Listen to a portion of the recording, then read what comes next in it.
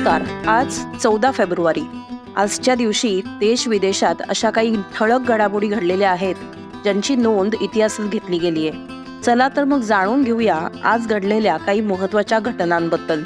14 February 2019 रोजी पाकिस्तान समर्थित दहशतवाद्यांनी केलेल्या भ्याड हल्ल्यात देशाच्या 40 शूर जवानांनी हौतात्म्य पत्करलं. 14 फेब्रुवारी रोजी CRPFचे सुमारे 2500 जवान 78 वाहनांमधून प्रवास करत होते आणि हा ताफा जम्मूहून श्रीनगरला जात होता. यापैकी बहुतेक रजा संपून कर्तव्यावर परतलेले सैनिक होते.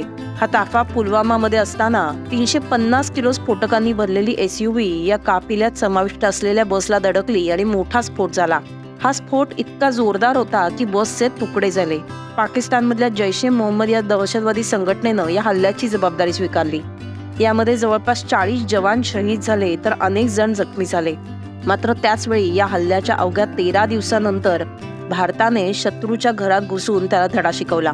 26 फेब्रुवारी 2019च्या रात्री भारतीय हवाई दलाच्या 12 मिराज विमानांनी LOC पासून 80 किलोमीटर अंतरावर असलेल्या पाकिस्तानात प्रवेश केला आणि जैश-ए-मोहम्मदचा सर्वात मोठा दहशतवादी तळ उद्ध्वस्त केला. या हल्ल्यामध्ये 350 दहशतवादी मारले गेले. त्यानंतर भारतीय वायुसेनेचे विंग कमांडर अभिनंदन वर्धमान यांना पाकिस्तानने ताब्यात घेतलं खरं, मात्र भारत सरकारच्या प्रचंड दबावामुळे त्यांनी 58 तासाच्या आत त्यांना भारताच्या परत ताब्यात दिलं. पाकिस्तान विरुद्ध शौर्य दाखवणाऱ्या अभिनंदन वर्धमान यांना राष्ट्रपतींच्या हस्ते यावेळी वीर चक्र प्रदान करण्यात आलं होतं.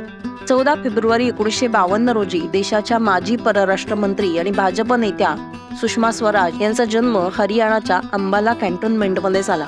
1970 साली अखिल भारतीय विद्यार्थी परिषदेतून राजकारणाला सुरुवात करणाऱ्या सुषमा स्वराज यांचं व्यक्तिमत्व देशाचे माजी पंतप्रधान अटल बिहारी वाजपेयी यांच्यासारखंच होतं. सुषमा स्वराज यांनी त्यांच्या राजकीय कारकिर्दीत वेगवेगळ्या पदांवर काम केलं, परंतु परराष्ट्र मंत्री म्हणून त्यांचा कार्यकाळ सर्वोत्कृष्ट असा होता आणि तो सर्वांच्या लक्षात राहिला. याशिवाय सप्टेंबर 2016 मध्ये युनायटेड नेशन्समध्ये हिंदीमध्ये दिलेल्या त्यांच्या दमदार भाषणाची विरोधी पक्षनेत्यांनी मनापासून प्रशंसा केली होती. फार कमी लोकांना माहितीये की आज आपण संसदेत होणाऱ्या प्रत्येक कार्यक्रमाचं थेट प्रक्षेपण पाहू शकतो. त्याचं श्रेय फक्त सुषमा स्वराज यांना जातं.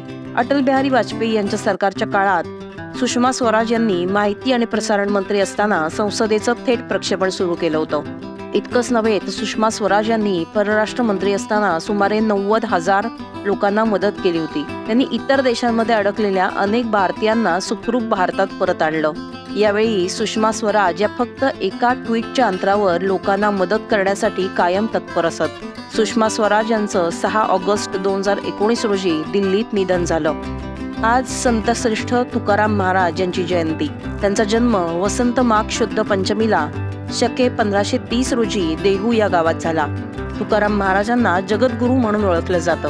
17व्या शतकातील संत तुकाराम महाराज हे प्रसिद्ध संत होतेच, पण त्याचबरोबर ज्ञानदेवांनी रचलेल्या भक्ती चळवळीला कळसाला नेण्याचं काम हे विठ्ठलाचे भक्त असणाऱ्या या संत तुकारामांनी केलं. त्यांनी तुकाराम गाथा लिहिली, ज्यामध्ये जवळपास 5000वर अभंग आहेत. समाज मनावरील अंधश्रद्धेचा पगडा दूर करून आपल्या अभंगातून तुकाराम महाराजांनी समाजाचं प्रबोधन केलं. त्यांची शिकवण आजही समाजाला बळ देते. संत तुकाराम महाराजांचे अभंगही लोकप्रिय आहेत.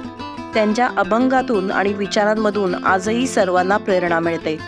तसंच त्यांच्यावर आणि त्यांच्या साहित्यावर अनेक पुस्तकं लिहिली गेलेली आहेत. आज म्हणजे 14 फेब्रुवारीला देशभरात वसंत पंचमीचा सण साजरा केला जातो.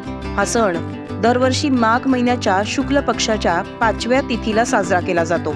पौराणिक ग्रंथानुसार या दिवशी देवी सरस्वती प्रगट झाली होती, तेव्हा देवतांनी तिची स्तुती केली आणि या स्तुतीमधून वेदांची स्तोत्र निर्माण झाली आणि त्यांच्यापासून वसंत रागाची निर्मिती झाली असं सांगितलं जातं. विद्येची देवता असलेल्या सरस्वतीची पूजाही या दिवशी केली जाते. याशिवाय 14 फेब्रुवारीला ब्रजच्या राधाराणी मंदिरात लाडलीजींना प्रथम गुलाल लावला जातो. त्यानंतर मथुरेच्या बाके बिहारी मंदिरातही भगवान श्रीकृष्णाला याच दिवशी गुलाल लावला जातो. यासोबतच वसंत पंचमीच्या आजच्या दिवसापासून ब्रजमध्ये होळीची तयारी सुरू होते. ब्रजमधला होळीचा सण हा 1-2 दिवसांचा नसून तो 40 दिवसांचा असतो. आज ग्रेगोरियन दिनदर्शिकेनुसार 14 फेब्रुवारी असून बुधवार आहे.